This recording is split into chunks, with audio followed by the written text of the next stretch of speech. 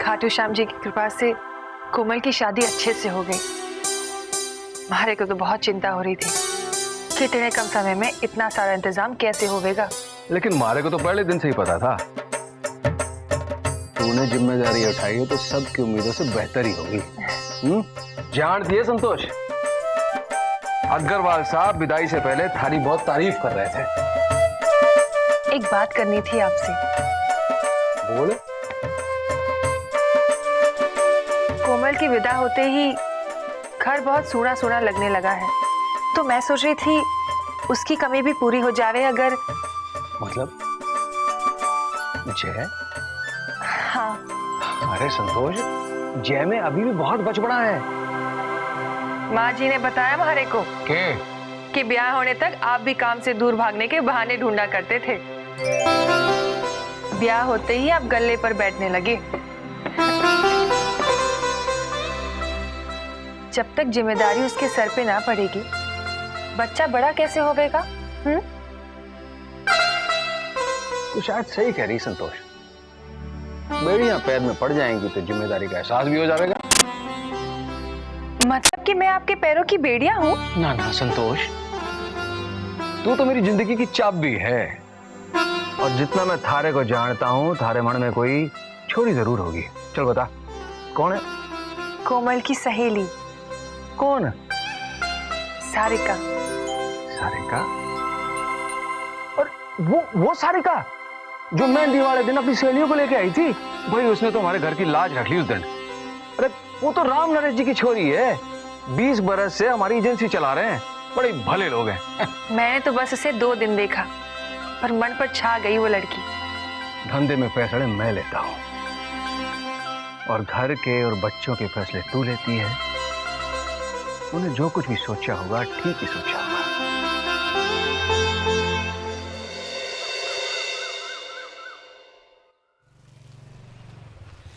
आज दोस्ती का इम्तिहान है, हनुमान जी का दिन है, जाना सीता के घर अपने राम भाई का संदेश देना है। हे भगवान, आपने हनुमान जी में जान डाली थी और वो सागर पार कर गए थे, मुझ में भी जान डाल दो।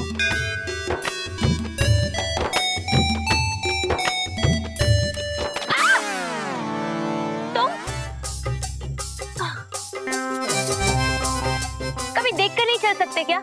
हर बार टकराते हो और कुछ ना कुछ टूट जाता है। देखिए थैली जी, आज मत डांटिएगा। जा रहे हैं सारिका जी के पास, भैया जी के साथ ठीक नहीं कर रही हैं वो। अरे जब किसी और से प्यार करती है तो पहले बताना चाहिए था ना। मन ही मन में प्यार कर लिया, कभी कहा मेरी सहेली से। भैया जी कहते हैं प्यार आंखों से होता है, आंखों की भाषा है। नहीं समझ पाई तुम्हारी भैया जी की आंखें। लेकिन तेरी आंखों को देखकर लगता है तू सब जानती है। अरे कैसी सहेली है तू, बताया क्यों नहीं सारिका जी से? मर जाएंगे भैया जी अगर शादी नहीं हुई उनकी सारिका जी से तो। बहुत देर हो गई थी, मैं बताती उसके पहले उसका रिश्ता आ गया था। क्या करती? झूठी। भैया जी कह रहे थे वो पहले से किसी और से प्यार करती है। बकवास मत करो मेरी सहेली के बारे में। ना उसे तुम्हारे भैया जी के प्यार के बारे में पता है और ना ही वो किसी को चाहती है, समझे? अब तो सारिका जी के दिल में भैया जी के प्यार की मोमबत्ती जलेगी। हनुमान का काम हो गया, अब राम जी आएंगे और अपनी सीता को खुद ही लेकर जाएंगे। वो रावण का नाम क्या है? मेरा मतलब वो लड़के का नाम क्या है जो भाभी जी से शादी करना चाहता है? नवीन नाम है उसका, सवाई मानसिंह मेडिकल कॉलेज में 2nd ईयर में है। बस बस, बाकी हम पता लगा लेंगे। अच्छा सुनो, कल शाम को वो लोग आ रहे सारिका को शगुन देने।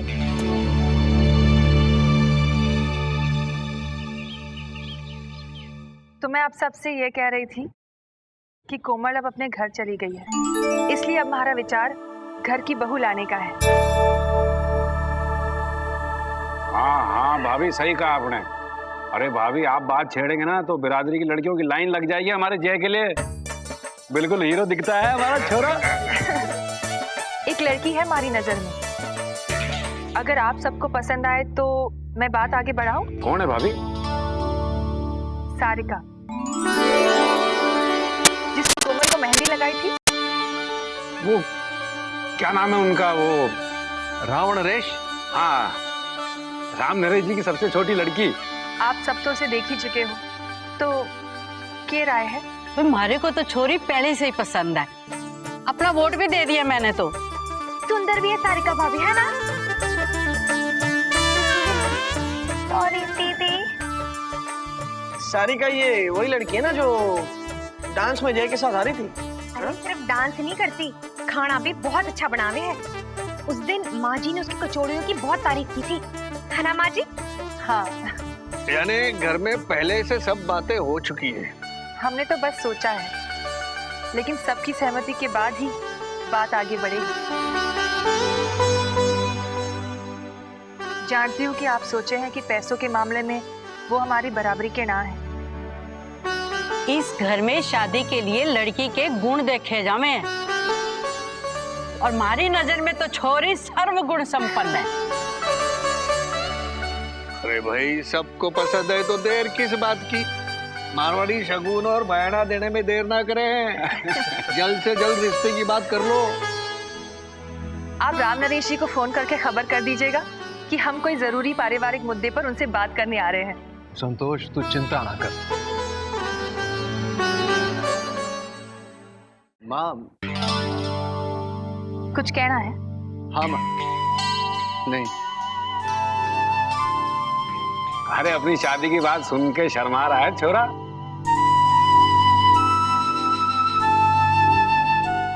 गुड्डन, मैं मानता हूँ कि सारिका उससे कभी नहीं मिली, उसे जानती भी नहीं, उससे प्यार भी नहीं करती, पर यार मैं क्या कर सकता हूँ उस लड़के का रिश्ता रोकने के लिए?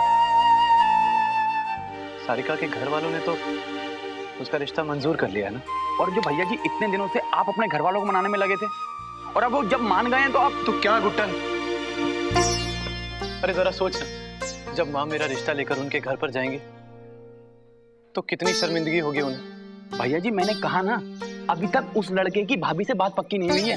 भैया जी मैं लाख मानूं सही, लाख बेवकूफ सही, लेकिन मेरा दिल कहता है कि बात आप ही की पक्की होगी। और वो तो भाभी जी से प्यार भी ना करता। और भैया जी आप तो जान देता हूँ उस पर। अरे भैया जी जान देते हो तो उस दूसरे लड़के को भाभी जी के घर जाने से रोको ना। अरे तरकीब निकालो भैया जी कोई, जरा सोचिए। आज ही सही समय है अपने आधे किलो एक्स्ट्रा दिमाग को यूज करने का। जरा सोचिए ना भैया जी, मैं आपको घोड़ी पर चढ़ते देखूंगा, नाचूंगा उसके आगे। भाई साहब अभी तो एक दो ही डिस्ट्रीब्यूटरों से बात हो जाएगा भैया जी। अरे क्या बात हो रही है भाई दोस्तों में? नहीं चाचू, वो मैं सोच रहा था कि अरे मुनीम जी नमस्कार, बस पहुंच रहे हैं वहां पे। अरे चिंता मत कीजिए, ऐसी थोड़ा रिश्ता टूटने देंगे हैं? सब आगे संभाल लेंगे, बस पहुंच रहे हैं। हाँ चल भी घनश्याम चल। आया भाई साहब, दहेज की वजह से मुनीम जी की बेटी का रिश्ता टूट गया और चिंता हो गए तेरे पिताजी को। कुछ करके आते हाँ?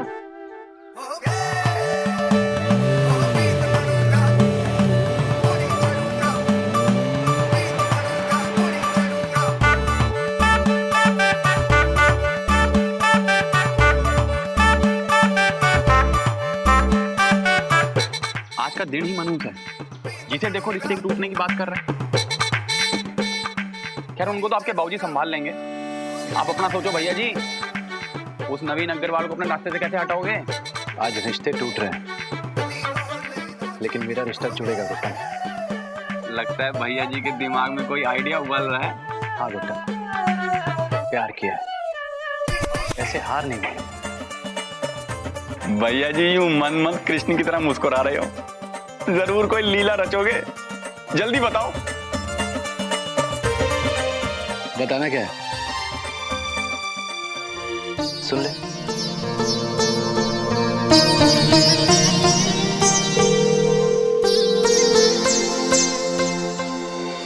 मम्मू वो नई किताब आ गई।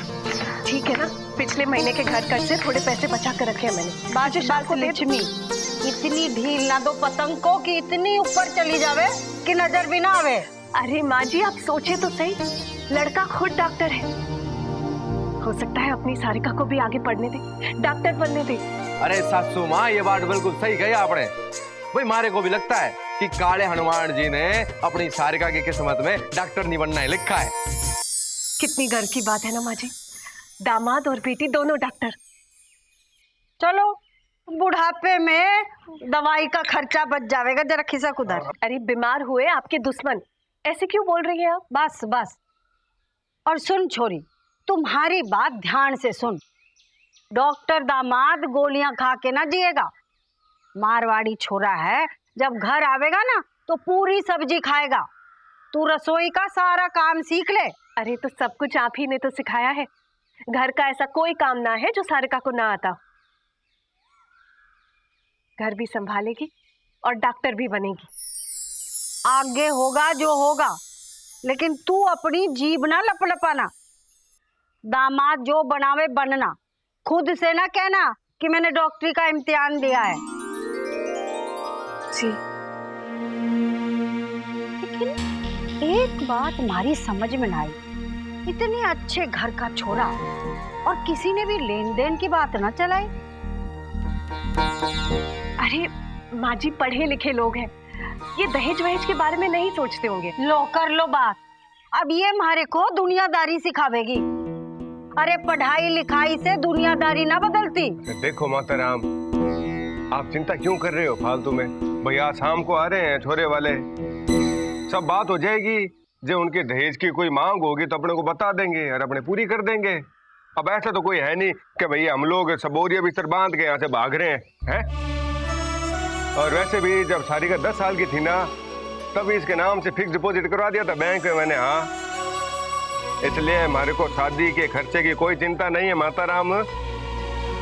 बस हमारी छोरी अच्छे घर में चली जाए और राज करे, हमारी आत्मा तो इसी में खुश हो जाएगी। हाँ।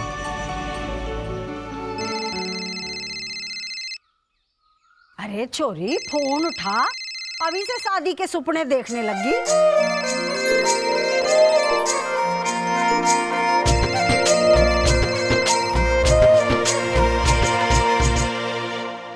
हेलो,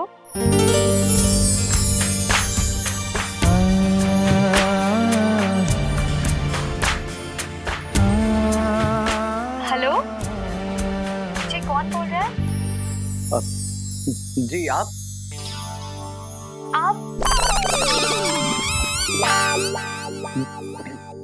जी मैं नवीन का मामा बोल रहा हूँ। बड़सल साहब से बात करनी थी। जी नमस्ते, मैं अभी पापा को बुलाती हूँ, आप 1 मिनट होल्ड कीजिएगा। पापा।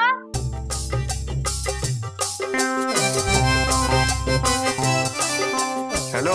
राम नरे जी, राम राम जी, राम राम जी। नमस्ते जी, नवीन का मामा बोल रहा हूँ। हुकुम करो साहब, कैसे याद किया आपने? जी वो कुछ बात करनी थी आपसे। हाँ बिल्कुल साहब, क्यों नहीं। पर आज शाम को आप नवीन जी के माताजी पिताजी के साथ आने वाले हैं ना, तो वही तो आने से पहले एक बात क्लियर कर देना चाह रहा था मैं। जी बिल्कुल। हाँ साहब, हुकुम करो। छोरा डॉक्टरी पढ़ रहा है हमारा, बहुत खर्चा किया है पढ़ाई लिखाई में।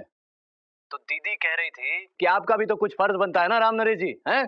फर्ज तो बनता है, पर हाँ मतलब जो कहना चाह रहे हो मैं समझ नहीं पा रहा हूँ। थोड़ा सा जो खुल के बोलोगे तो समझ जाऊंगा। देखिए राम नरेश जी, कम से कम 40 लाख रुपए तो हम ले लेंगे। अरे उसके बाद ही शादी की बात आगे बढ़ेगी। हाँ जी जी जी। क्या हुआ, वैसे ना है क्या? अरे कोई दिक्कत है तो बता दीजिए राम नरेश जी। हाँ, हम अपने भांजे की शादी की बात कहीं और कर लेंगे। नहीं नहीं नहीं नहीं नहीं, देखिए ऐसी बात नहीं है। अरे 30 से 35 लाख वालों को तो कई बार लौटा चुका हूँ मैं। हाँ, इसलिए कोई मोल भाव की उम्मीद तो बिल्कुल करिएगा ही मत। हाँ, ऐसी कोई दिक्कत ही नहीं है साहब। के मतलब 40 लाख नकदी है आपके पास? जी नहीं, नकदी तो नहीं है, पर थोड़ा सा वक्त आप दे देंगे तो सोचने का वक्त मिल जाएगा हमको भी। देखिए नक्की हो जाएगा, उसके बाद ही हम लड़की को देखने आवेंगे। हाँ, वरना नहीं नहीं नहीं नहीं, देखिए मैं आपको सोच के फोन करके बताता हूँ ना आपको। जय श्री कृष्ण।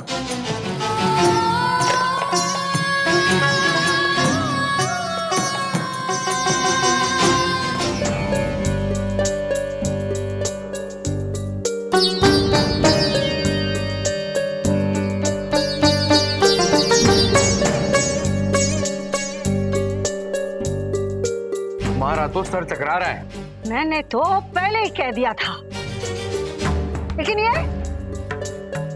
लक्ष्मी कह रही थी कि पढ़े लिखे लोग हैं, दहेज में विश्वास ना है। अब बोल। अरे ऐसा कैसे कर सके वो लोग? तुम्हारा कहने का मतलब है कि पहले तो हमारे घर पे आए, फिर छोरी से मिले, और अब ये दहेज की मांग, और वो भी इतनी बड़ी रकम। मैं काम करूं, उन लोगों से फोन पे बात करता हूं मैं। दामाद जी रुके, फोन करके क्या हो गया? उन्होंने पहले ही बता दिया कि 30-35 वालों को तो मना कर चुके हैं वो, और मैंने सब छानबीन की थी। डॉक्टरी पढ़ने वालों का यही भाव है। अरे गर्दन जितनी ऊंची करोगे उतनी तकलीफ होगी। बेटी डॉक्टर, दामाद डॉक्टर, सपना तो तैने देख लिया, लेकिन सपना पूरा करने की औकात है हमारी? डॉक्टरी तो अभी साफ बन गई छोरी के लिए। वो महेश्वरी का छोरा भी डॉक्टरी का नाम सुन के ही भाग गया था। अरे नहीं माताराम, ऐसी बात ही नहीं है। अब छोरी का ब्याह जहाँ भी करेंगे, दहेज तो अपने को कुछ ना कुछ तो देना ही पड़ेगा कि नहीं? कुछ और 40 लाख में बहुत फर्क होता है। कहाँ से लाएंगे इतना पैसा? पापा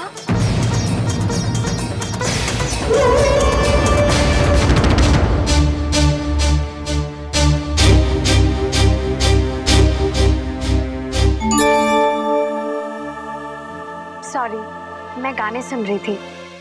आपने मुझे बुलाया? नहीं तो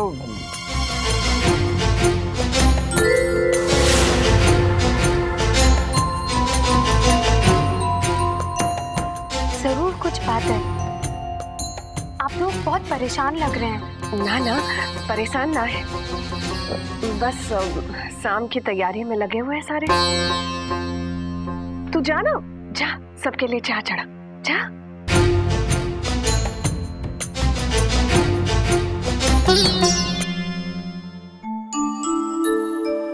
सॉरी ससुर जी, आपको परेशान करने का बिल्कुल इरादा नहीं था मेरा।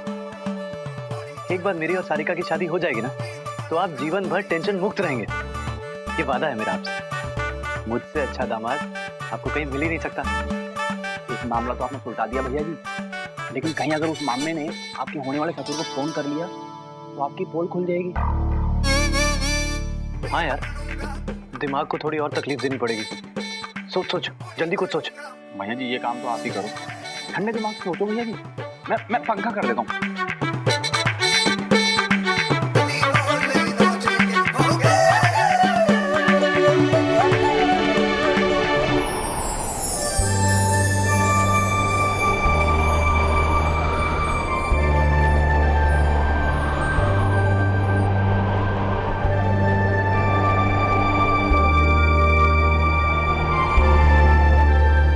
देखा, परेशानी हुई तो खुद ब खुद सामने आ गई। चलो अब हम दोनों मिलकर कुछ सोचते हैं कि इस डॉक्टर बाबू का इलाज कैसे किया जाए।